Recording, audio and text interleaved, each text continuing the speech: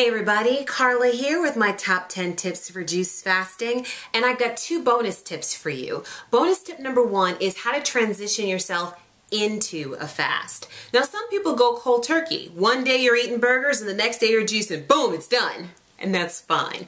However, if you do want to take some time to get your body prepared, here's a suggestion for you. First, take a full week to transition into a fast. During that week, do not eat out. Make all your meals from home and cut out the processed foods. Essentially, you're in clean eating for a week where you are making all your meals from home and you can clearly identify all the ingredients that are going into the foods that you make.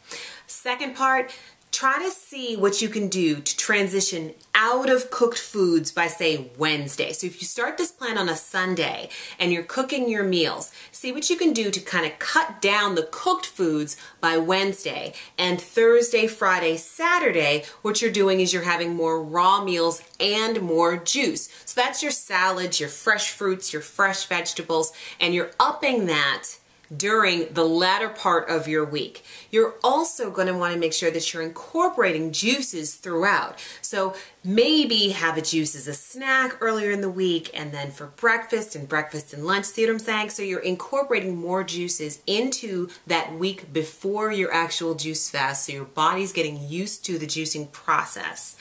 In addition, you're going to up the water. So if you're not drinking water now, which you should be, you're going to want to make sure that by the end of the week, you're drinking about 2 to 3 liters worth of water a day. This is in addition to the juice that you're already having.